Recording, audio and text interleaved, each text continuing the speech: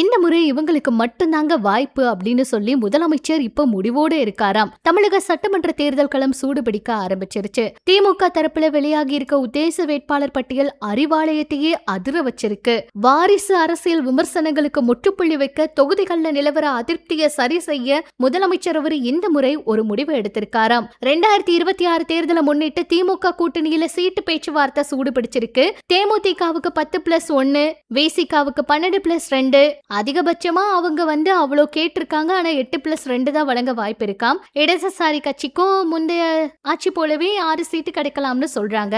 மதிமுக 12 கேட்டாலும் அவங்களுக்கு 6 தான் கிடைக்கும் போல.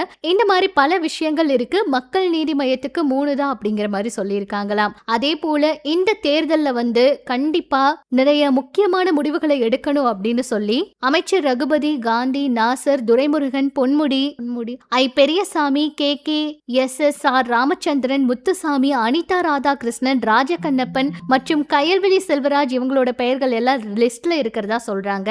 அது மட்டும் இல்லாம இன்னும் சில பேருடைய பெயரை எடுக்க போறாங்களாம். அதாவது அம்பத்தூர் சுதர்சனம், மாதாவரம் எபினேசர், RK நகர் RT சேகர், பெரம்பூர் வெற்றியழகன், எழும்பூர் பரந்தாமன், அண்ணாநகர் MK மோகன், விருகம்பாக்கம் பிரபாகரன் ராஜா இவங்களுக்கெல்லாம் கிடைக்கிறது சந்தேகம்னு சொல்றாங்க. ஸ்டாலின் அவர்கள் பாத்தீங்கன்னா இந்த முறை ஒரு புதிய முடிவெடுத்திருக்காராம். நிறைய புதுமுகங்களுக்கு வாய்ப்பு கொடுக்க போறாராம். அது மட்டும் இல்லாம கட்சிக்காக நீண்ட காலம் உழைச்சவங்களுக்கு முன்னுரிமை கொடுக்க போறாங்களாம். ராகுல் அவரும் அந்த உத்தரவின் பேர்ல தான் அவரோட 28 தொகுதிகள்ல இப்ப ஆட்களை நிக்க வைக்க இருக்காராம். திமுக காங்கிரஸ் 2 பேருமே புதுமுகங்களுக்கு அதிக வாய்ப்பு கொடுக்க முன் வந்திருக்காங்களாம். அதனால சட்டமன்ற தேர்தல் களம் மிகவும் எதிர்பார்ப்புக்குரியதா மாறி இருக்குன்னு சொல்றாங்க. தேர்தல் தேதி அறிவிக்கப்பட்டு அதிகாரப்பூர்வ பட்டியல் வரும் வரை பொறுத்திருந்துதான் பார்க்கணும்.